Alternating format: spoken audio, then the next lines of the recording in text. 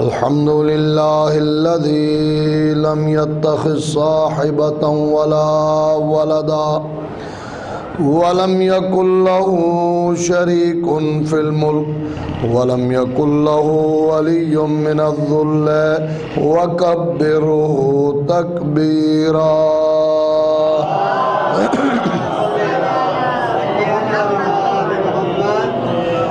ثم الصلاة والسلام والتحية والإكرام على سيدنا ونبينا وطبيب نفوسنا وشفيع ذنوبنا العبد المؤيد والرسول المسدد والمصطفى الأمجد المحمود الأحمد أبي القاسم محمد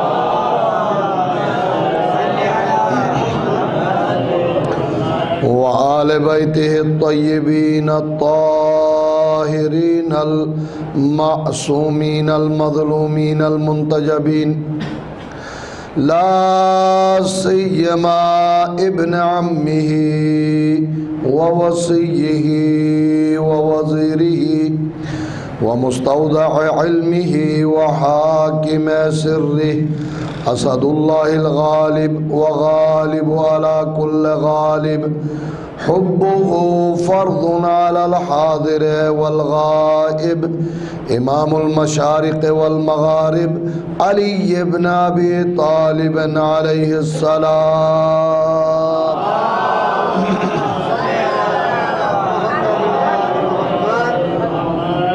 ولعنة الله على أعدائهم أجمعين. أما بعد، فقد قال الله تبارك وتعالى في قرآن المجيد: بسم الله الرحمن الرحيم.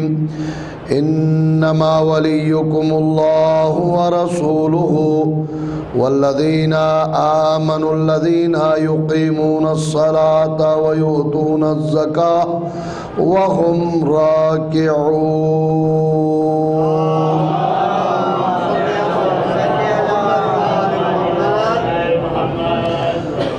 سامعین ذوی الاحترام، آج جشن کی مناسبت سے یہ بابرکت محفل منعقد کی جا رہی ہے. آپ تمام حضرات کی خدمت میں ولادت باسعادت مولود کعبہ امیر المؤمنین علی ابن ابی طالب علیہ الصلاۃ والسلام کی مناسبت سے ہدیہ تبریک پیش کرتا ہوں. ہم سب مل کر بارگاہ اقدس امام مہدی علیہ السلام میں ان کے جد کے ولادت باسعادت کے موقع پر ہدیہ تبریک پیش کرتے ہیں. ایک بار پھر باواز بلند صلوات اللہ.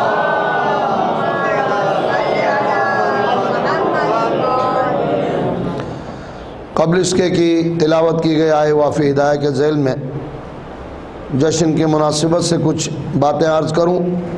ہمیشہ کی طرح سے چند ایک فقہی مسائل کا ذکر. کل آپ کی خدمت میں قرض کے مسائل بیان ہو رہے تھے. شریعت مقدسہ میں وقت ضرورت مومن بھائی کو قرضہ دینا انتہائی پسندیدہ عمل ہے. حدیث آپ کی خدمت میں عرض کی، نبی کریم فرماتے ہیں کہ ایک مومن دوسرے مومن بھائی کو قرض دیتا ہے، قرض واپس ہونے تک فرشتے اس کے لیے رحمت کی دعا کرتے ہیں. صادق آل محمد امام جعفر الصادق علیہ السلام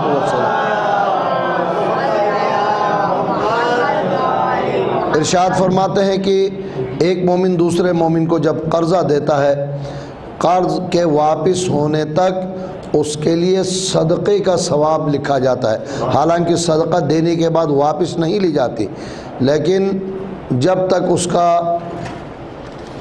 وہ قرضہ ادا نہیں ہوتا اس کے نام پر صدقہ کرنے کا ثواب لکھا جاتا ہے۔ اور معلوم ہے صدقے کی خصوصیت ہے کہ 1 روپے کے بدلے پروردگار دنیا میں 700 گنا اضافہ کر کے عطا فرماتا ہے۔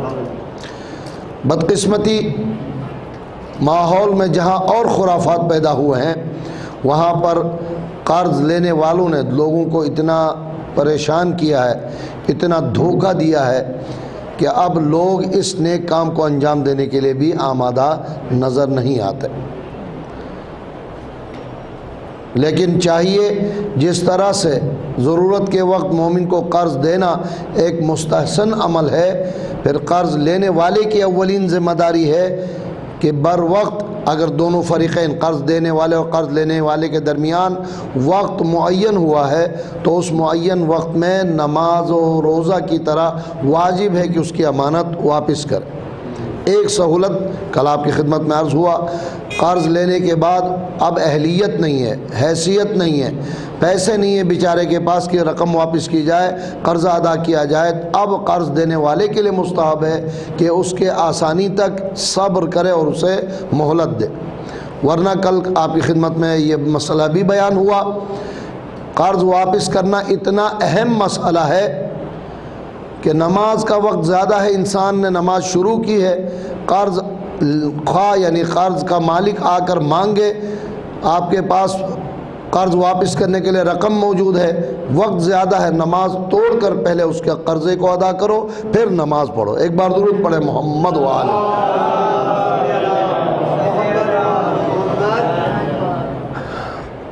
جو مسئلہ آج بیان کرنے جا رہا ہوں اس سے قبل انتہائی حساس مبتلا بہ، یہ مسئلہ کل بیان کر چکا ہوں، جو زیادہ مومنین جس مسئلے میں مبتلا ہوتے ہیں اسے مبتلا بہ مسئلہ کہا جاتا ہے۔ مبتلا بہ مسائل میں اہم ترین مسئلہ زوجہ کا حق مہر ادا کرنا ہے۔ یقین جانیے ڈیلی بیسس کے طور پر یہ کیسز ہمارے پاس لوگ لے کر آتے ہیں، بیوی کا مطالبہ ہے کہ نکاح کے وقت سینہ چوڑا کر کے 5 تولہ سونا لکھوایا تھا، 5 تو کجا اب تو گرام بھی نہیں دے رہا۔ گرام کہاں سے دے گا؟ وہ مکمل طور پر آمادہ ہے کہ طلاق تو دوں گا لیکن 1 روپیہ نہیں دوں گا۔ واہ! طلاق دینے کا مطلب یہ ہے کہ پہلے شاید امکان تھا کہ خوشی میں وہ معاف کرے، طلاق دینے کے بعد معاف کیا کرے گی؟ اب تو پائی کہ آپ مقروض ہیں، آپ پورے رقم کے ادا کیے بغیر جس طرح کسی اور کا قرضہ لے کر آپ مقروض اور گنہگار شمار ہوتے ہیں، اسی طرح زوجہ کے حق ادا کرنے پر بھی انسان بعین ہی مقروض شمار ہوتا ہے۔ علماء نے اتنا سخت مسئلہ بنا کر پیش کیا ہے، مسئلہ ہے میں اس لیے سخت، ورنہ یہ کوئی پتھر اور موم بتی کی طرح سے نہیں کہ اس کو نرم بنایا اور اس کو سخت بنایا، وہ والا مسئلہ نہیں ہے۔ سخت مسئلہ بیان کیا ہے، سخت ہے اس لیے فرماتے ہیں کہ اگر نکاح کرتے وقت یہ ارادہ ہو کہ ابھی تو لکھوانے دو، مجھے اس سے کیا فرق پڑتا، میں تو دینے والا ہی نہیں، اس کا شاید نکاح باطل ہے۔ انما الاعمال بالنیات، عملوں پر نیتوں پر عملوں کا دار و مدار ہے۔ نیت کی وجہ سے عین ممکن ہے کہ زندگی بھر وہ حرام میں مرتکب ہو رہا ہو اور اولاد پیدا ہو، تو اگر واقع نکاح باطل ہے آپ سمجھے کیا ہو سکتا ہے۔ لیکن اس نقطے کی طرف بہت کم توجہ ہے۔ پہلا کام چالاک مومن کا یہ ہوتا ہے کہ پہلی ملاقات میں مہر معاف کرائے۔ ٹھیک ہے، خوشی کوئی مومن قرض دینے کے بعد معاف کرے، بسم اللہ، آپ کو بھی مبارک ہو اور اسے بھی مبارک ہو، آج جشن منا رہے، مبارکبادی دے رہا ہوں، قبول تو کریں آپ۔ اور دوسری بات اگر وہ آپ کو مہلت دے، جیسے قرض دینے والا مہلت دے، کوئی بات نہیں، جب وقت ضرورت ہم آپ سے مانگیں گے دے دینا، ابھی کوئی مسئلہ نہیں، تب بھی مبارک ہو۔ اگر 2 باتیں نہ ہو، بھائی جان بہت مشکل مسئلہ ہے، اچھے خاصے نماز گزار بندوں کو جانتا ہوں کہ کیا نکاح کے بعد، نکاح کے وقت تو لکھا جاتا ہے، کیا حق مہر بھی دینے کی چیز ہے؟ یہ سوال ہوتا ہے۔ اس کا مطلب ہے کہ دل میں کھوٹ ضرور موجود ہے۔ جی ہاں، میں جواب یہی دیتا ہوں، اور کسی کا قرضہ دو نہ دو، حق مہر لازماً دو تاکہ آپ کا نکاح صحیح رہے۔ غرض اہم ترین مسائل میں سے مبتلا ہر دوسرے بندے کے ساتھ یہ مسئلہ ہے۔ دوسرا مسئلہ یہ ہے کہ شریعت میں کیوں کہا گیا ہے، دیکھیں موضوع سے ہٹ کر شاید بات ہو، کیوں کہا گیا ہے کہ بہترین خاتون وہ ہے جس کا حق مہر کم سے کم ہو، تاکہ اس دنیا کے مظلوم شوہر پر زیادہ برڈن نہ پڑ جائے۔ اس لیے کہ آگے اور بھی دنیا ہے، اور بھی مسائل پیدا ہونے والے۔ بقول کسی کا آگے آگے دیکھیے ہوتا ہے کیا۔ شادی کے دن تو بڑا سخی بن رہا تھا، کئی مرلہ زمین بھی لکھوا دی، مکان بھی نام پہ کر دوں گا، زیارت بھی کراؤں گا، حج بھی کراؤں گا، 5 تولہ سونا بھی لکھ دو، سب تیار ہوں۔ پھر اگلے دن ناچاقی شروع ہو جائے۔ اچھا، یہ حق مہر زیادہ رکھنے میں ایک خرابی یہ ہے کہ عورت کے دل میں بھی فطور پیدا ہو جاتا ہے، بھئی یہ بھیک منگا اس بندے کے پاس رہ کے کیا کروں، اس سے 5 لاکھ لوں اور خوشی خوشی زندگی گزاروں۔ دسیوں کیسز ایسے ہیں، وہ طلاق مانگتے ہیں اس لیے کہ حق مہر زیادہ ہے، اور وہ طلاق نہیں دے کر زندگی برباد اس لیے کر رہا ہے کہ حق مہر زیادہ ہے۔ یہ دونوں مسائل قرضے کے مسائل ہیں۔ اب بیوی کے لیے بھی شریعت نے حکم دیا ہے، مستحب ہے کہ پہلے دن کسی نیکی کے بدلے میں اس کو معاف کرے، جیسے فقیر، شوہر حضرات ناراض تو نہیں ہوں گے، فقیر محتاج کو نعمت دے کے جاؤ بھائی راہ خدا میں دے دیا، معاف کیا، جتنا اجر و ثواب ہم آپ سوچ سکتے ہیں شوہر کو حق مہر معاف کرنے میں اتنا ہی ثواب۔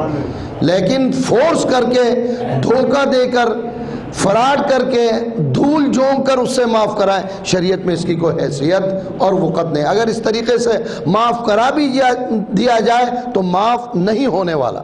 ایک بار صلوات پڑھیں محمد وعلیہ۔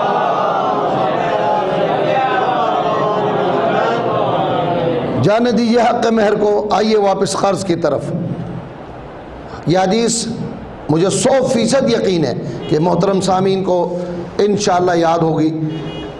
نبی کریم کا فرمانا ہے کہ چند ایک مقامات پر مومن جلدی کرتا، حالانکہ جلدی شیطان کی طرف سے، لیکن چند مقامات پر جلدی کرنا مومن کی نشانی ہے۔ مسئلہ یاد آ گیا؟ نمبر 1، سر فہرست انسان نے جو قرضہ لیا ہے اسے ادا کرنے میں جلدی کرتا ہے۔ نمبر 2، بیٹی کی شادی میں جلدی کرتا ہے۔ جشن ہے، حدیث کے طور پر لوگ اسے لطیفہ سمجھتے ہیں۔ پیغمبر سے پوچھا گیا یا رسول اللہ یہ کیوں؟ آپ نے ایک عجیب سوال کیا اس بندے سے، بتائیں پھل جب درخت پر پک جائے تو مزید انتظار کرو گے تو کیا ہوگا؟ کہا سڑ کر گر جائے گا۔ بس وقت آنے کے بعد تاخیر کرنا گویا پھل کو سڑانے کے مطابق ہے۔ اسی طرح فریضہ ادا کرنے میں انسان جلدی کرتا ہے۔ نمبر 4 اہم ترین مسئلہ ہے، ہمارے ہاں کئی مسائل الجھے ہوئے ہیں۔ ہم فخر سمجھتے ہیں کہ اپنے جنازے کو مثلاً 1 ہفتہ رکھا، مثلاً ہم نے 3 دن رکھا، مثلاً ہم اتنے عرصے سے انتظار کر رہے ہیں۔ شریعت میں حکم ہے کہ انتقال ہونے والے بندے کا جلد از جلد دفن ہونا چاہیے، اسے جلد از جلد قبر کے حوالے کرنا مستحب ہے۔ عزیزو، ان تمام باتوں میں سر فہرست قرض کا ادا کرنا، مومن کی نشانی ہے کہ قرض ادا کرنے میں کبھی کوتاہی نہ کرے، جلدی کرے۔ کل ضمنی طور پر بات آئی تھی کہ جس طرح سے بندے کا بندے سے قرضہ لے کر ادا کرنا ضروری ہے، بندے کو سود اور اضافی رقم کے بدلے قرضہ دینا ربا عربی زبان میں، قرآن کی زبان میں، حدیث کی زبان میں سود ہے، اور سود لینا بھی حرام ہے اور سود دینا بھی حرام ہے۔ بعض گناہ یک طرفہ حرام ہوتے ہیں اور بعض گناہ 2 طرفہ حرام، یہ 2 طرفہ حرام ہے۔ میں نے کل آیت اللہ سیستانی مدد اللہ العالی کی فتویٰ میں سے یہ مسئلہ آپ کی خدمت میں عرض کیا۔ بینک کے ساتھ ایگریمنٹ ہو کہ میں 100 دوں گا، 100 لوں گا اور 110 115 120 جو بھی ایگریمنٹ ہو واپس کر لوں گا، تو یہ شرط تو باطل ہے، لیکن جو 100 کا قرضہ لیا ہے وہ درست ہے۔ ترجمہ کیا بنے گا اس مفہوم کا؟ وضاحت یہ ہے کہ 100 روپے واپس کرنا واجب ہے، باقی جو اضافی رقم پر ایگریمنٹ ہوا اس کا دینا بھی حرام اور ان کا لینا بھی حرام۔ صلوات پڑھیں محمد وعلی۔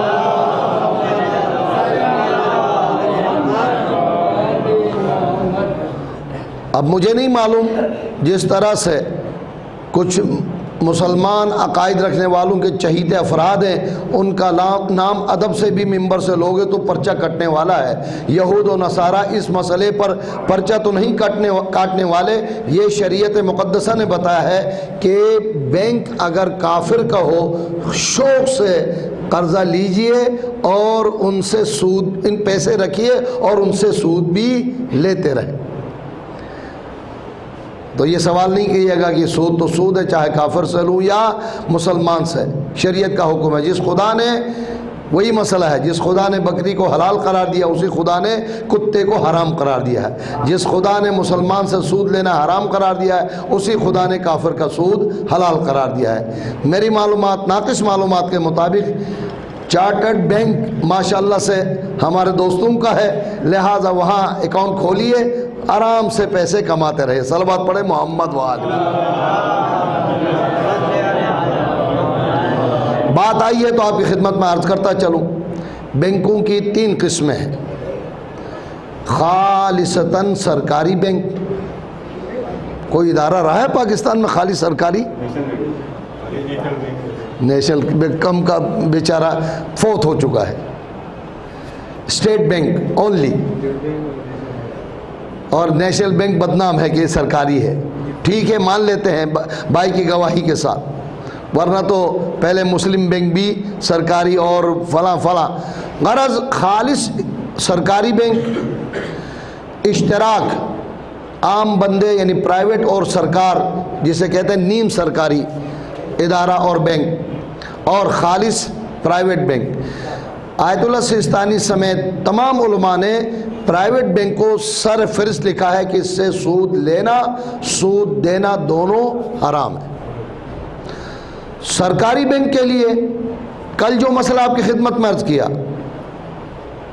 مال مجہول کی شرط کے ساتھ، مسئلہ سمجھنے کے بعد آیت اللہ نے اجازت دی، جہاں ابھی میں عرض کر رہا تھا کہ جسے خدا نے حلال کیا ہے میں کون ہوتا حرام کروں، اور جسے خدا نے حرام کیا ہے میں کون ہوتا ہوں کہ اسے حلال کروں، اجازت دیے۔ باقی کچھ مسائل مشکل ہیں، مشترکہ بینک کے لیے آیت اللہ سیستانی نے احتیاط واجب لگایا ہے کہ ایسے معاملے کو بھی نہ کرے جس میں شبہ اور شک ہو۔ اب بزرگ تو جانتے ہیں، انہوں نے بچوں کو بتایا جائے کہ احتیاط واجب ہوتا کیا ہے۔ دیکھیں مسائل کا موضوع یکسر بدل گیا۔ اسلام میں مجتہد یا ڈائریکٹ حکم دیتا ہے، اسے ہم فتویٰ کہتے ہیں۔ حکم 2 طرح کا ہے، یہ کام کرو، نہیں کرو گے تو سزا ہے، یہ کام نہیں کرو یعنی حرام ہے، کرو گے تو سزا ہے، اسے فتویٰ کہتے ہیں۔ اور احتیاط مستحب، کام تو آپ نے اس طرح کرنا ہے، بہتر یہ ہے کہ اس طریقے سے کریں۔ مثال دی جاتی ہے تسبیحات 4 بیٹا کون سی رکعت میں پڑھی جاتی ہے؟ تیسری اور چوتھی رکعت میں۔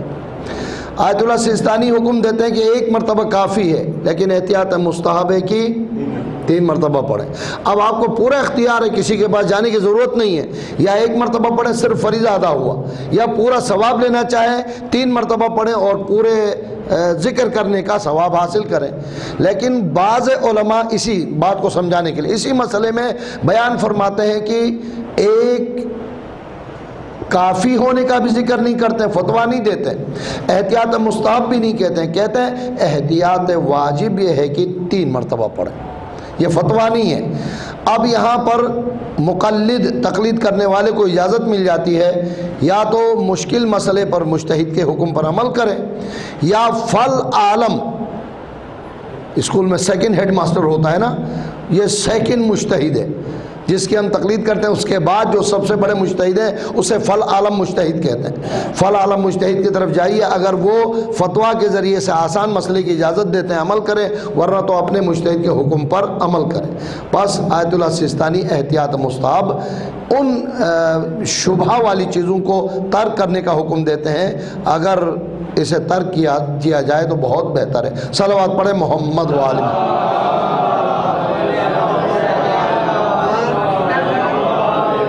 سامعین گرامی قدر، قرض لینے والے کی ذمہ داریوں میں سے ہدایت کے طور پر ایک فقہی مسئلہ ہے۔ قرض لیا ہے، دینے والے نے بہت سہولت دی ہے، بیٹا جب بھی آپ کے لیے ممکن ہو دے دینا، زندگی بھر آپ کے لیے سہولت ہے۔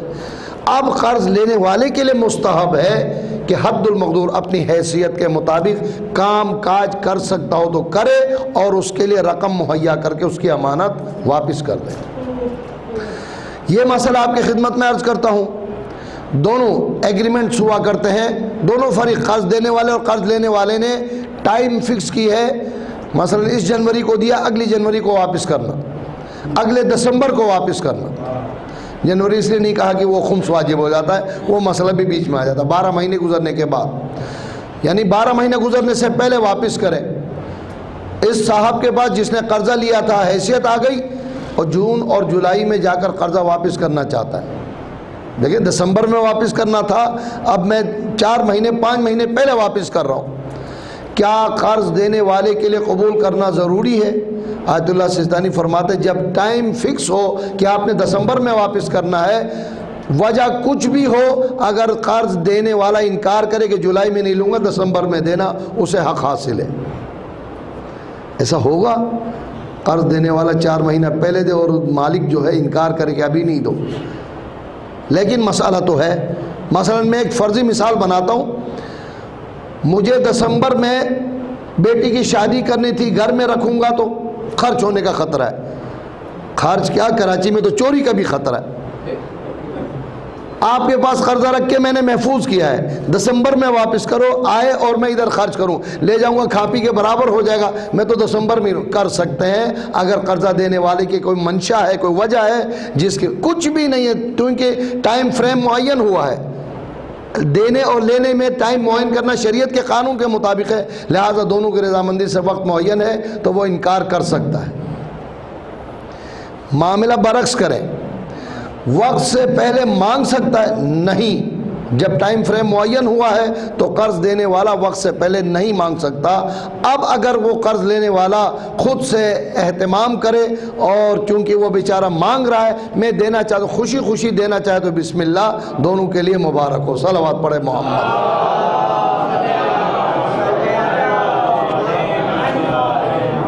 جشن کی گفتگو کے آغاز سے قبل ایک بار پھر مل کر بآواز بلند صلوات۔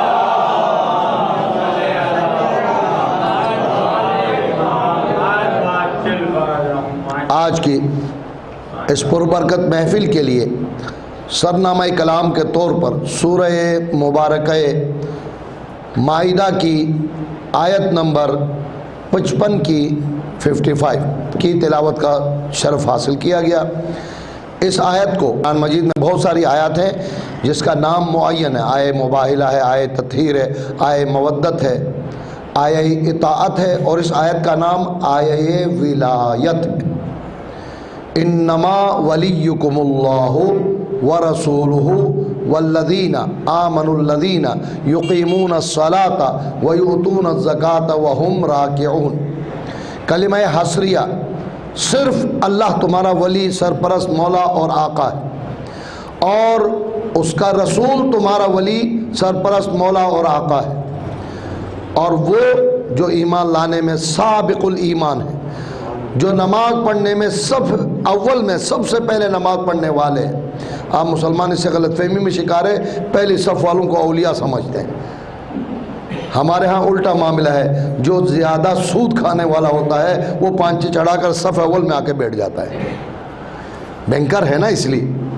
اچھا، آگے آنے والوں کا احترام رکھیے، بزرگوں کا احترام اپنی جگہ پر۔ میرے غصے کی وجہ سے آپ کہیں بے ادبی نہ کریں کسی کی، چلے واپس چلے جائیں، آپ تو وہ ہیں، آپ فلان جگہ پر کھڑے ہو جائیں، یہ اجازت نہیں ہے۔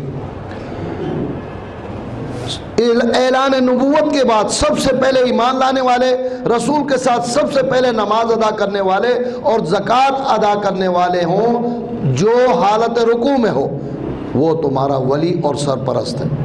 کبھی آپ نے اس لحاظ سے توجہ فرمایا ہے کہ ہمارے ہاں عام مسلمانوں سے ہٹ کر 3 کلمے ہیں، اور الحمدللہ ہمارا کوئی عقیدہ، کوئی عمل بغیر قرآن کے نہیں ہے۔ یہ مسئلہ میں نے وضو کا طریقہ بتاتے ہوئے تقریباً مہینہ 1.5 مہینے پہلے یہ عرض کیا تھا کہ وضو کا طریقہ الحمدللہ بعینہ ہی قرآن کے حکم کے مطابق تشیع کا طریقہ ہے۔ اسی طرح کلمے میں اللہ نے کہا تمہارا ولی اللہ ہے، ہم نے کہا لا الہ، الحمدللہ یاد ہے کلمہ۔ خدا نے کہا ورسولہ، ہم نے کہا محمد۔ اب اگلی بات ایک جملے میں نہیں ہے، کچھ تفصیل ہے۔ والذین آمنوا الذین یقیمون الصلاة ویؤتون الزکاة وہم راکعون، ہم نے بھی اسی سنت پہ عمل کیا۔ علی ولی اللہ ووصی رسول اللہ وخلیفتہ،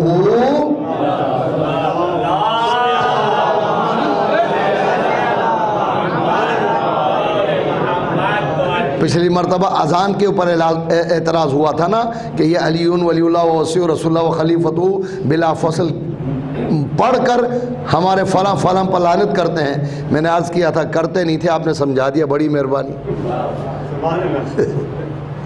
طریقہ بھی آپ نے بتا دیا۔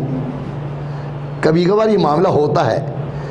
حضرت یوسف کو اس کے بھائی لے جا کر مارنا چاہتے تھے، لیکن 11 بھائیوں کو سمجھ میں نہیں آ رہا تھا ان کے ساتھ کرے کیا کہ ہمارا جرم بھی چھپ جائے اور مقصد بھی حاصل ہو جائے۔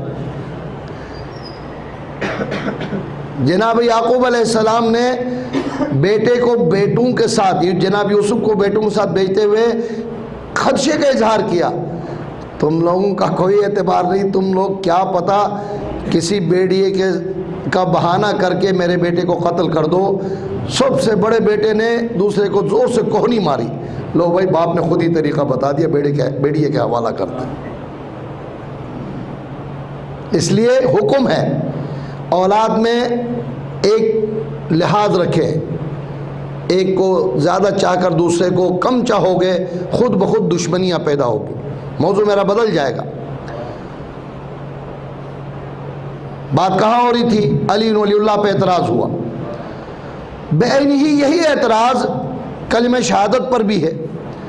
بھائی ان کا کلمہ تو اتنا طویل ہوتا کہ بریک ہی نہیں لگتا، علی ولی اللہ ووصی رسول اللہ وخلیفتہ بلا فصل۔ مختصر ترین جواب یہ ہے کہ قرآن کی آیت کے مطابق انما ولیکم اللہ لا الہ الا اللہ ہے، ورسولہ محمد رسول اللہ ہے۔ خود آیت نے اتنا طویل حکم دیا ہے، والذین آمنوا الذین یقیمون الصلاة ویؤتون الزکاة وہم راکعون۔ ایک کام آپ کریں، آیت کو مختصر آپ کریں اور کلمے کو مختصر ہم کرتے ہیں۔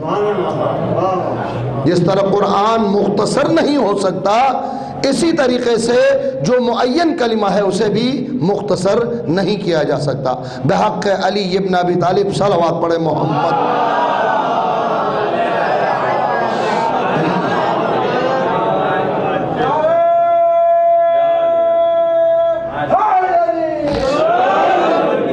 سولہ تاریخ کو جشن کا اعلان کر کے مجھے پریشان کیا ہوا آپ لوگوں نے۔ 13 تاریخ کی بتاؤں کہ 14 تاریخ کے واقعات بتاؤں کہ 15 کی بتاؤں کہ 16 کی بتاؤں؟ اچھا، ایک میرے دوست نے ذرا احسان کیا کہ کچھ عناوین بیان کر کے میرا بوجھ تھوڑا بہت ہلکا کیا ہے۔ صلوات پڑھے محمد و آل۔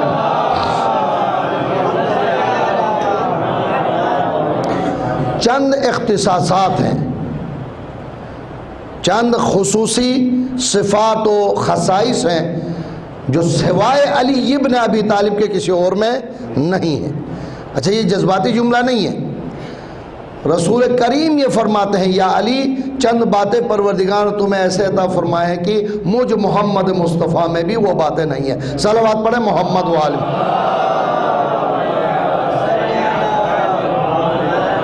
مگر میرے محترم سامعین، آپ پہلے سے ہی ان باتوں سے واقف ہیں، لیکن پھر بھی ایک طالب علم کی حیثیت سے التماس کرتا ہوں مبادا ایسی کوئی گفتگو سن کر یہ خیال نہ کرنا کہ علی محمد مصطفیٰ سے بھی افضل ہے، یہ ہمارا عقیدہ نہیں ہے۔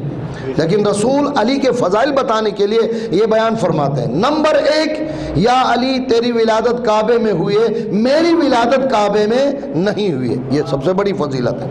یا علی مجھ جیسا تمہارا سسر ہے، مجھے بھی ایسا کوئی سسر مہیا نہیں ہوا۔ یا علی فاطمہ جیسی بھی تمہاری زوجہ ہمسر ہے، یہی ذکر کرتے نا بچپن سے کہ اگر علی نہ ہوتے فاطمہ کا کوئی ہمسر نہ ہوتا، مجھے ایسی زوجہ نہیں ملی۔ میں کہتا ہوں یا رسول اللہ آپ کو وہ زوجات ملی ہے، اب تک ہمارے سر میں درد ہو رہا ہے۔ صلوات پڑھے محمد والے۔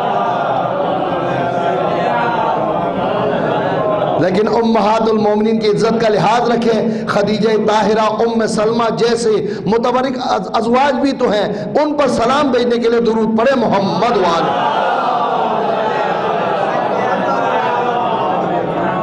ایسے محسنین اسلام بھی تو ہیں۔ یا علی حسن و حسین جیسے فرزند خدا نے تمہیں عطا کیے، ایسے کوئی فرزند میرے نہیں۔ لیکن رسول بھی، علی بھی فخر کرتے تھے کہ حسن و حسین فرزند رسول ہیں۔ یاد ہے پچھلی مرتبہ کسی موقع پر عرض کیا تھا، جنگ صفین میں جناب محمد حنفیہ کو بار بار مولا کائنات حکم دے رہے تھے جنگ کے لیے۔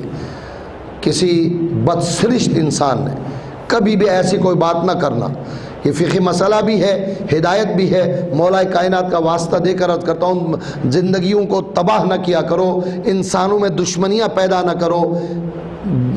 حاکم بہتر جانتا ہے، کسی بچے کا باپ بہتر جانتا ہے، کسی بیوی کا شوہر بہتر جانتا ہے کہ معاملہ کیا ہونا چاہیے۔ کسی بھی وجہ سے کہیں خلل نظر آ جائے اور جا کر دوسرے والے کو ابھار کر جنگیں شروع ہو جاتی ہیں، قتل و غارت گری شروع ہو جاتی ہے، فسادات شروع ہو جاتے ہیں۔ دنیا میں فساد برپا کرنا قتل سے بھی زیادہ بدتر گناہ ہے۔ ایک بصیرت انسان نے حضرت محمد حنیفہ کے کان میں کہنا شروع کیا، دیکھا تم حسن حسین کے سگے بھائی نہیں ہو نا، ماں الگ ہے تمہاری۔ جسے کیا کہتے ہیں سوتیلا، وہ تو فریج والے کہتے ہیں، میں کہتا ہوں بس کافی ہے، سوتیلا ہونا ہی کافی ہے، نام ہی کافی ہے۔ دیکھا تمہیں بیچتے ہیں بار بار، حسن حسین کو نہیں۔ مولا کو یہ بات جب پہنچی، مولا نے سنی، کہا جی ہاں محمد حنفیہ میرا بیٹا ہے، میں اپنے بیٹے کو بھیجتا ہوں، حسن حسین رسول کے فرزند ہے۔ صلوات پڑھے محمد والے۔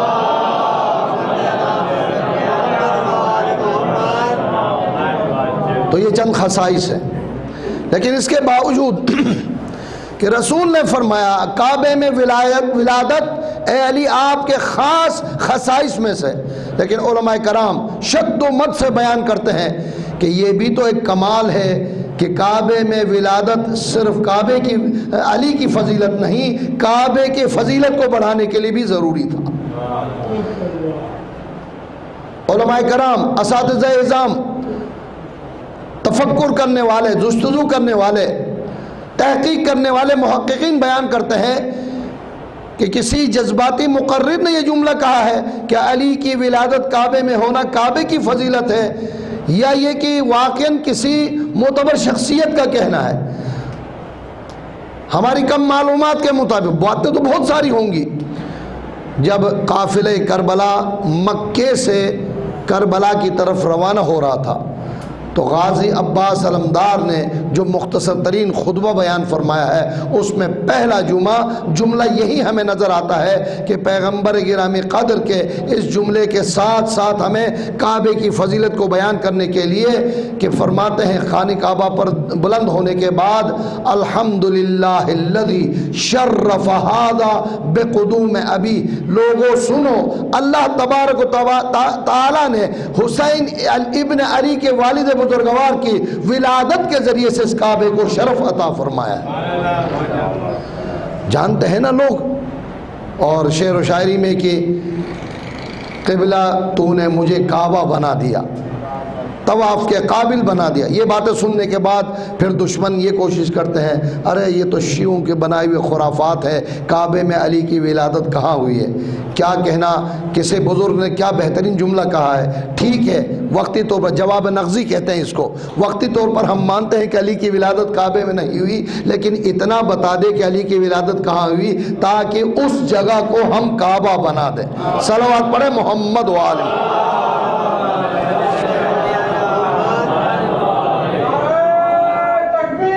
اللہ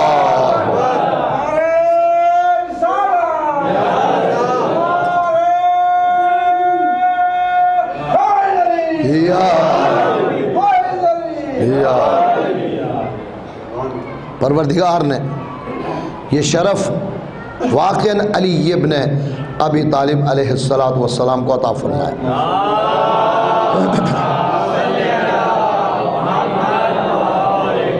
ایک جملہ عرض کروں گا، پورا واقعہ انشاءاللہ دو پہلوؤں سے سمجھ میں آئے گا۔ کسی کو خدا نے کہا تھا نا یہ زچ خانہ نہیں عبادت خانہ ہے،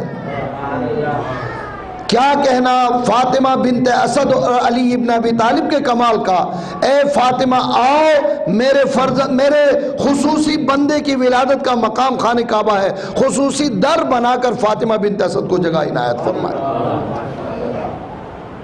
یہ حیدر ہے، اسی کے واسطے کھولا گیا ہے در، یہ آدھا شعر ہے البتہ، یہ حیدر ہے اسی کے واسطے کھولا گیا ہے در، گھبرانا نہیں۔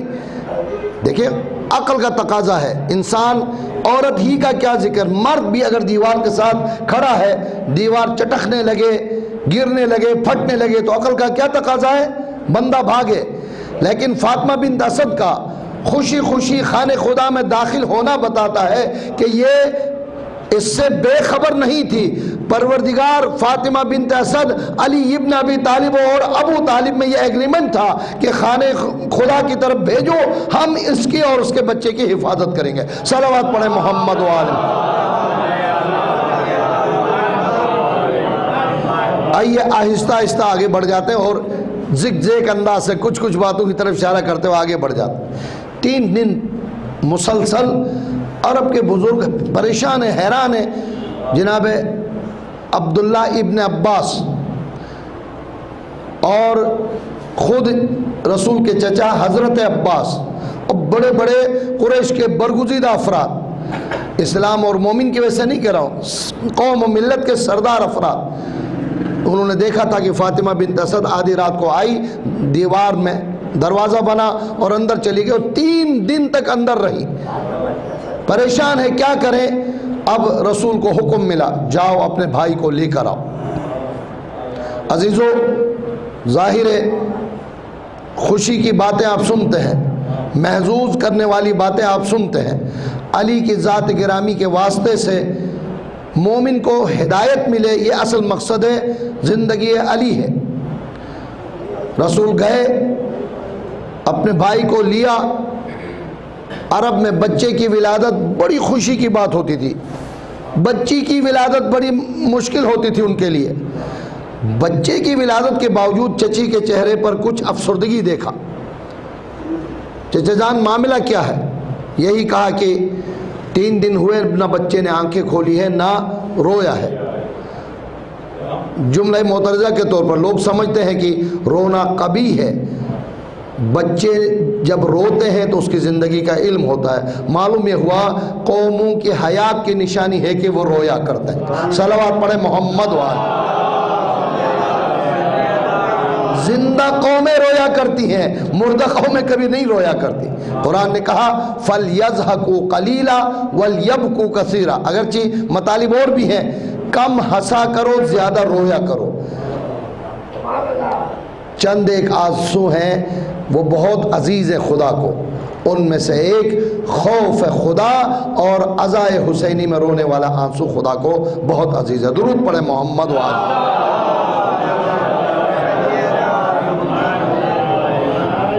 علی کو ہاتھوں پہ لیا، جیسے کہ انتظار تھا کسی کے آنے کا، علی نے آنکھیں کھولی، نور جمال محمد مصطفیٰ کی زیارت فرمائی۔ صلوات پڑھیں محمد والے۔ یہی کہا تھا نا مادر گرامی نے کہ 3 دن تک آنکھیں نہیں کھولا اور بولا نہیں، اور گویا ہوئے السلام علیکہ یا رسول اللہ۔ ابھی 10 سال باقی اعلان نبوت کو، خدا نے اس نشانی میں کیوں فرمایا کہ سب سے پہلے ایمان لانے والے ابھی گود میں ہیں، ایمان لے کر آئے۔ یہاں بھی اعتراض ہوتا ہے، یہ شیعہ عقیدت مندی میں جب بیان کرنے پر آتے ہیں سوچتے بھی نہیں ہیں کہ کیا پیدائش کے بعد کوئی بچہ بولتا بھی ہے۔ تو میرے 8ویں امام نے یہ جواب دیا تھا، ان لوگوں کے عقلوں پر کیا ہوا ہے؟ کیا قرآن نے حضرت عیسیٰ کے بارے میں نہیں فرمایا کہ جب ولادت کے بعد لے کر آئے قوم والوں کے پاس، انہوں نے اعتراض کیا تو فوراً گویا ہوئے اور کہا انی عبداللہ آتانی الکتاب وجعلنی نبی، سلام بھی کیا، علی نے رسول کے چہرے کی زیارت بھی کی، آنکھ کھول کر اور بول کر بتایا کہ اے مادر گرامی پریشان نہ ہو، حیات دینے کے لیے آیا ہوں، مردہ کرنے کے لیے نہیں۔ صلوات پڑھے محمد وآلہ۔ آپ نے توجہ فرمائی ہوگی شعر کے اندر، ظاہر شاعر کا کلام کمال یہی ہوتا ہے کہ کم الفاظ میں زیادہ بات پیش کی جاتی ہے۔ مومنوں کی نشانی والی سورہ کو بیان کیا۔ جائیے 18واں پارہ سورہ مومنون، پارہ بھی اور سورہ بھی آغاز ہے۔ 18ویں پارے کو آپ شروع کریں گے، سورہ بھی شروع ہوا۔ جب رسول کے ہاتھ پر آئے کہا یا علی کچھ بولو، سلام ہم سب کے لاکھوں جانے قربان علی ابن ابی طالب پر، فرماتے یا رسول اللہ آپ حکم دے، تورات کی تلاوت کروں، زبور کی تلاوت کروں، انجیل کی تلاوت کروں، قرآن مجید کی تلاوت کروں؟ میرے ننھے بچوں کو بھی بات سمجھ میں آ جائے، تورات زبور انجیل تو پہلے نازل ہونے والی کتابیں، اگر علی نے کہہ دیا پڑھ لوں کوئی تعجب کی بات نہیں ہے۔ قرآن کے نزول کو ابھی 10 سال باقی ہیں، یہ کیوں فرماتے ہیں؟ کیا مذاق کرتے ہیں؟ استہزاء والی بات ہے؟ نہیں۔ میں ایک جملہ عرض کرنا چاہتا ہوں، ہم تو ان کے ماننے والے ہیں کہ علی کے بیٹے حسن مجتبیٰ بچپن میں لوح محفوظ کا مطالعہ کیا کرتے تھے، وہ علی اگر قرآن کے تلاوت کرنے کا حکم دے تو اس میں تعجب کی کیا بات ہے؟ رسول اکرم نے بھی ارشاد فرمایا یا علی قرآن کی تلاوت کرو۔ معلومات عامہ کی مثالیں انشاءاللہ یاد تو ہے، 114 سورے ہیں، بائے بسم اللہ سے لے کر والناس تک جو بھی سورہ تلاوت فرماتے، جو آیتیں تلاوت فرماتے، معجزہ ہوتا یا نہیں؟ لیکن کیا ہدف ہے، کیا مقصد ہے علی ابن ابی طالب کا؟ استاد محترم مولانا صادق حسن صاحب فرماتے ہیں یوں سمجھو ولادت کے بعد علی کا پہلا خطبہ ہے جسے خدا نے آیتیں بنا کر نازل فرمائی ہے۔ جب رسول نے ارشاد فرمایا قرآن کی تلاوت کرو، سورہ مومنون کی 11 آیات کی تلاوت کی ہے۔ میری التماس ہے جائیں قرآن کھولیں، 18واں پارہ کھول کر 11ویں آیت تک تلاوت کریں اور احکامات سن لیں۔ میری آپ کی ذمہ داری علی کیا بتا رہے؟ اجازت ہو تو میں صرف آیات کی تلاوت کروں؟ صلوات پڑھیں محمد وآلہ۔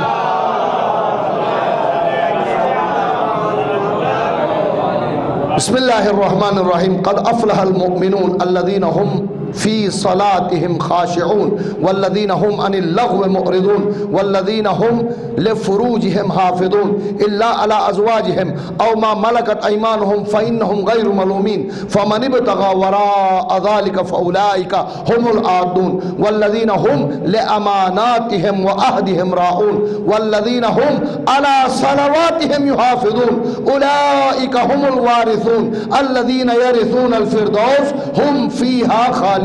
صلوات پڑھیں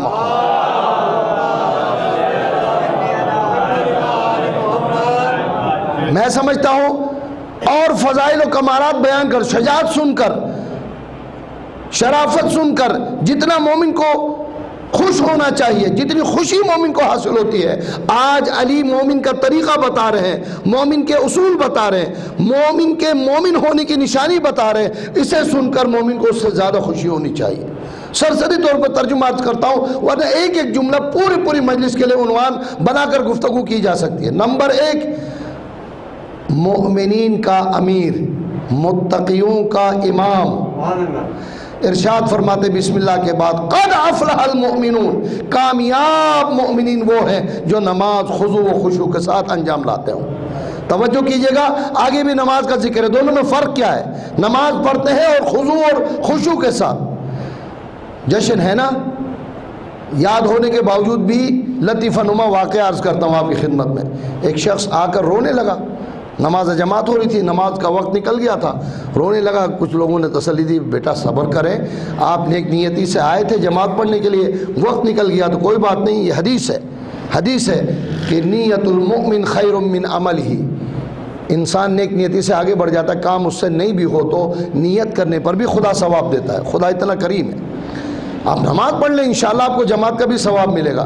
وہ آنسو پہنچتے ہوئے کہنے لگا اس لیے تھوڑی رو رہا ہوں کہ میری جماعت نکل گئی ہے، مسئلہ یہ تھی کہ روز میں ایک دکاندار ہوں، اگر کوئی دکاندار ہو تو ناراض نہیں ہوئے گا، نماز صحیح کیجیے گا، میں تو ایک دکاندار ہوں، روزانہ نماز مولوی صاحب پڑھاتے تھے، میں اپنے حساب میں لگا رہتا تھا، بکر کے پاس اتنا، زید کے پاس اتنا، اتنا لینا اتنا دینا، کس کو دھوکہ دیا کس کو خوش کیا، سب حساب کرتا تھا۔ آج تو نماز بھی مجھے پڑھنی ہوگی اور حساب بھی مجھے ہی کرنا ہوگا۔ صلوات پڑھے محمد وآل۔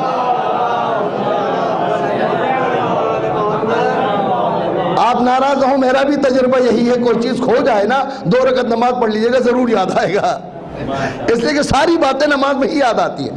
کمال مومن کا یہ ہے کہ ساری باتوں کو 2 لمحوں کے لیے چھٹی دے۔ موبائل مجھ سے بند نہیں ہوتا، چھٹی کہاں سے دوں؟ رکوع میں الگ آواز آتی ہے، سجدے میں الگ آواز آتی ہے، سمیع اللہ میں الگ ٹون ملتا ہے، اور تشہد میں اور قرات میں الگ الگ ٹون ملتا ہے۔ روزانہ مسجد سے اعلان ہوتا ہے برائے مہربانی موبائل بند کیجئے، کوئی بھی بند نہیں کرتا۔ دیواروں پر یہ موٹے حروف میں لکھا ہوا ہے دوران نماز دوران مجلس موبائل بند کرے، بند نہیں ہوتا۔ الحمدللہ یہاں کم از کم مجھے شکایت نہیں، خدا نہ کرے کہیں سے آواز نہ آ جائے۔ صلوات پڑھے محمد وآل۔ اس قباحت میں اتنے مبتلا ہو گئے ہیں، ایک صاحب ممبر سے میری طرح سے زور زور سے چیخ چیخ کر ایک موبائل والے کو ڈانٹ رہے تھے کہ تمہیں شرم نہیں آتی کہ موبائل بند نہیں کر، تو بول رہے تھے، اس کے جیب میں ہی ماشاءاللہ سے بہترین ٹون کے ساتھ موبائل بجنے لگا۔ شرمندہ ہو کر یہ کم وقت تھا، میں بھی شرمندہ کرتا۔ الذین ہم فی صلاتہم خاشعون۔ امیر المومنین کعبے سے پہلا قدم باہر نکالنے کے بعد فرماتے ہیں مومن، کامیاب مومن وہ ہے، فلاح یافتہ مومن وہ ہے کہ جو نماز صرف اللہ کی نیت سے بجا لائے۔ والذین ہم للزکاۃ فاعلون، زکوٰۃ ادا کرنے والے، والذین ہم لفروجہم حافظون، اپنے حیا، عفت اور عزت کی پاسداری کرنے والے ہوں۔ الا علی ازواجہم وما ملکت ایمانہم فانہم غیر ملومین۔ علماء مفسرین بیان کرتے ہیں، اصول والے بیان کرتے ہیں، یہ استثناء ہے۔ عزت حیا کی پاسداری کے حکم کے بعد اگر خدا مگر میاں بیوی کے درمیان پردہ نہیں ہے، پرانے زمانے میں کنیز بھی ہوتی تھی، شادی کی طرف اشارہ ہے، اگر الا علی ازواجہم کا جملہ نہ ہوتا یقین جانیے شادی بھی حرام ہو جاتا۔ لیکن پروردگار نے جو 2 جملے میں نے پہلے بھی عرض کیے، جسے چاہے حلال کرے اور جسے چاہے قادر علی الاطلاق پروردگار ہے۔ پھر عجیب جملہ ارشاد فرمایا، یہ خدا کے حدود ہیں، نماز، روز، زکوٰۃ اور عزت و حیا کی پاسداری رکھو، یہ حدود خدا ہے۔ ومن یتعد حدود اللہ، جو حدود خدا سے تجاوز کرے، کہیں کہا اولئک هم الکافرون، کہیں کہا اولئک هم الفاسقون، کہیں کہا اولئک هم المنافقون۔ وہ فاسق، کافر، فاسق تو منافق تو ہو سکتا ہے، وہ مسلمان نہیں ہو سکتا جو حدود خدا کو کراس کرے۔ اگلی بات، والذین ہم لاماناتہم وعہدہم راعون، ہمارا کامیاب مومن یہ ہے، امیر المومنین فرماتے ہیں جو اپنے امانت کو، امانت کے اندر خیانت نہ کرے اور اپنے وعدے کو وفا کرے، پورا کرے۔ اور آخری والذین ہم علی صلواتہم یحافظون۔ مولا آپ نے تو ابھی نماز کا ذکر فرمایا، ابھی یہ دوبارہ نماز کا ذکر کیوں؟ پوری توجہ کے ساتھ، بہت اہم اور خطرناک مسئلہ بن چکا ہے اس وقت۔ مومن، کامیاب مومن وہ ہے جو نماز کو باقاعدہ قائم کرے۔ نماز خضوع خشوع سے پڑھے الگ عنوان ہے، باقاعدہ نماز قائم کرے، یعنی مطلب یہ ہے کہ نہیں ہو سکتا وہ مومن کہ ظہر عصر پڑھے تو مغرب عشاء کا ٹائم نہیں ہے، مغرب عشاء پڑھ لے تو فجر تو اتنا مشکل ہوا ہے تو آج کل مومنین اور علماء سے بھی ادا کرنا مشکل ہوا ہے، اس لیے کہ یہ پریشانی ہر ایک کے پاس۔ 4 بجے تک جب ہم جاگتے ہیں تو 5 بجے اٹھ کر نماز پڑھیں گے، بھول جائیے۔ سونے کے وقت کو ہم نے مصروف رکھا ہے اور مصروفیت کے وقت کو ہم نے سونے کے لیے رکھا ہے، زندگی درہم برہم ہو گئی۔ قبیح ترین عمل ہے کہ انسان آرام کے وقت کام میں اپنے آپ کو مصروف رکھے تو کام کے وقت بھی وہ پھر آرام ہی کرنے لگے گا۔ آج ہمارے معاشرے کا عالم یہ ہے کہ دن کے 2 بجے ناشتے کا ٹائم ہو جاتا ہے، جبکہ بیدار قوموں میں 2 بجے کام سے فارغ ہو کے آ کر دوپہر کا لنچ کرتے ہیں۔ جملہ صحیح کا ہے غلط کا ہے؟ عزیزان گرامی والذین هم علی صلواتہم یحافظون، پوری نماز کی پاسداری اور حفاظت کرتے ہو. ایسا نہیں ہے کہ کبھی نماز پڑھیں کبھی نہ پڑھیں. قرآن نے عجیب اصطلاح بیان کی ہے. بس میں گفتگو تمام کر رہا ہوں، آج جشن ہے، کوئی مصائب نہیں ہے، میں گفتگو بس آخری مرحلے تک پہنچا رہا ہوں. قرآن نے کہا یہ مومن بھی عجیب ہے، جب پریشانی ہوتی ہے تو یہ بڑی سجدگاہ لے کر پھر نماز پڑھنا شروع کرتا ہے. تسبیح کے دانے بھی اچھے خاصے موٹے ہوتے ہیں. کھٹک کی آواز ہے نا، یا اللہ یا اللہ یا رحیم یا رحیم، تو ہمارا مالک ہے، بچا لے ہمیں، کشتی بور میں پھنس گئی ہے اس لیے. لیکن جب ہم اسے نکال دیتے ہیں تو پھر ایسے بھول جاتے ہیں جیسے ان کی کوئی ذمہ داری ہی نہیں ہے. پورے معاشرے کا یہی معاملہ ہے. مولانا صاحب کوئی دعا بتائیں، کوئی وظیفہ بتائیں، پھنس گیا ہو. پھنسنے سے پہلے خدا کو کیوں یاد نہیں کیا؟ تاکہ وہ پھنسائے ہی نہیں آپ کو. بے شک پھنسنے کے بعد خدا کو بھولنا نہیں، لیکن سکون میں بھی تو خدا کا شکر بجا لانا چاہیے. لہٰذا میں اکثر یہ جملہ دہراتا ہوں، جتنی بھی مصیبتوں میں ہم گرفتار ہو جائیں لیکن ذرا نعمتوں کی طرف، سہولتوں کی طرف، آسائشوں کی طرف توجہ کرو. کتنے لوگوں سے کتنے آسائش میں ہو آپ. لہذا مصیبت زدہ کو دیکھ کر شکر کیا کرو، نعمت والوں کو دیکھ کر ناشکرہ نہ بنا کرو. یہ طریقہ ہے اسلام کا. لہذا مشکل میں خدا سے دعا کرنا یہ تو کافر بھی کرتا ہے. مومن کی نشانی ہے کہ وہ صحت میں، آسائش میں، سکون میں بھی اپنے رب کو نہ بھولے، نماز کبھی ترک نہ کرے. والذین هم علی صلواتہم یحافظون، نمازوں کی پوری حفاظت کرتا ہو. صلوات پڑھے محمد وآلہ.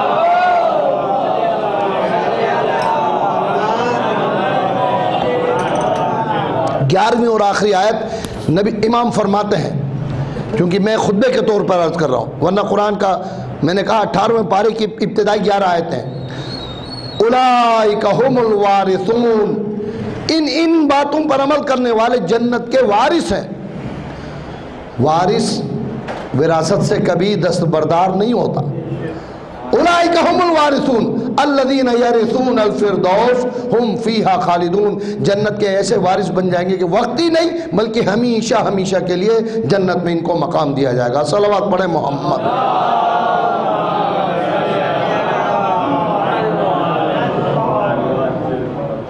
لے کر آئے مولا کائنات کو. قرآن کی تلاوت ہو گئی نا. ابو جہل کا یہ طریقہ تھا. جاہل ہوتا اس کی بات برداشت کرنا مشکل ہوتا ہے، جو جاہل ان کا باپ ہو کیا کہنا بھائی.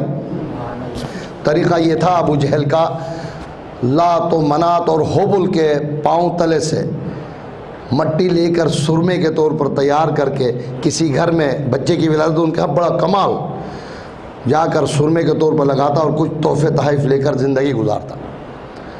آج سوچ رہا ہے کہ قریش کے سید و سردار بطحائے قریش ابو طالب کے گھر میں فرزند پیدا ہوا. آج زندگی کا سب سے بڑا انعام ملنا چاہیے. میں کہہ رہا ہوں اب تیار ہو جائیے، زندگی کا بڑا انعام ملنے والا ہے. آپ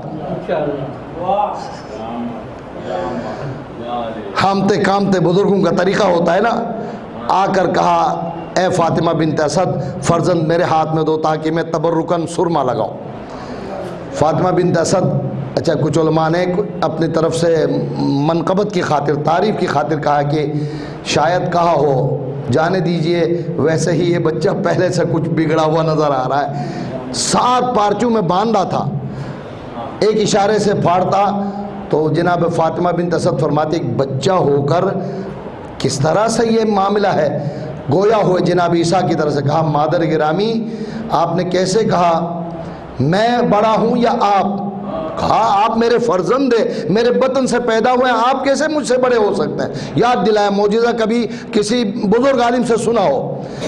آپ اپنی سہیلیوں کے ساتھ مکے کے صحرا میں جا رہی تھی، جنگل میں شیر نے آپ لوگوں پر حملہ کیا تھا، ایک جوان نے آ کر تمہیں بچایا تو خوشی میں گلے کا ہار اسے انعام پہ دیا تھا، معلوم ہے؟ فاطمہ بنت اسد فرماتے جی ہاں میں نے ایسا کیا. گود سے ہار دے کر کہا یہ تمہاری امانت ہے، تیرے حوالے کر.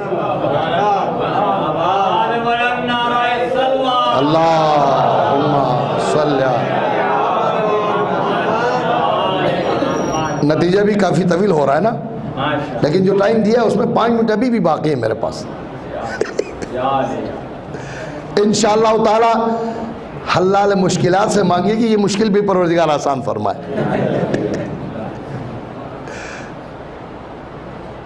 اب کھامتے کامتے سلائی سرمے میں لگا کر آنکھوں میں لگانا چاہتے تھے، ید اللہ سے ایسا تمانچہ رسید کیا کہ ابو ایک طرف اور چہل ایک طرف نکل گیا۔ اب بڑبڑاتے ہوئے عجیب بن جائیں بچپن میں، اسی حالت میں تو بڑے ہو کر کیا کرے گا، بہت برا حشر کرے گا تیرا۔ جہل تو دور ہو گیا، اب لوگ پوچھتے ہیں نا، بچے کی ولادت ہوئی ہے، ننیال کی طرف گیا ہے، ددیال کی طرف گیا ہے، یہ ددیا ننیا پریشان کرتی ہے بہت زیادہ۔ رسول اکرم سے پوچھا گیا، اللہ نے آپ کو محافظ قرآن عطا فرمایا، آپ کا جانشین آیا ہے، دین کا رہبر ہادی و امام آیا ہے، بتائیے کس صورت کا، کیا کہا ہوگا آپ سوچئے گا۔ زندگی بھر پڑھ کر آپ خوش ہوتے ہو نا، سن کر خوش ہوتے ہو۔ چہرے کو دیکھ کر کہا ہوگا وجہ اللہ ہے، ہاتھوں کو دیکھ کر کہا ہوگا ید اللہ ہے، جنب اللہ ہے، عین اللہ ہے، لسان اللہ، ہر لحاظ سے خدا سے منسوب ہوا۔ تھوڑی دیر میں رسول اکرم نے سوچا، یا اللہ آپ سے مانگا تھا، یہ تو ہر طرح سے تجھ سے منسوب ہوا، اب میں کیا کروں؟ فوراً کہا یا علی لحمک لحمی و دمک دمی، یا علی تیرا خون میرا خون، تیرا گوشت میرا گوشت۔ صلوات پڑھیں اللہ اللہ۔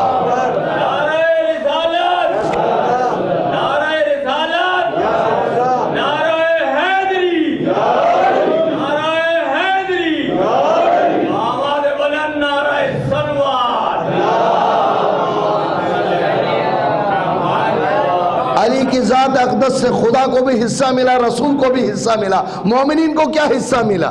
توجہ فرمائیے۔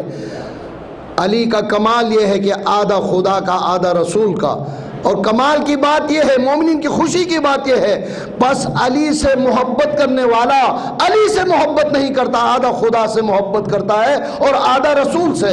بے عین ہی علی سے دشمنی کرنے والا خدا اور رسول سے دشمنی کرتا ہے، خدا کی بھی لعنت اور رسول کی اور مومنین کی بھی اس پر پٹکار ہو۔ صلوات پڑھیں محمد و آل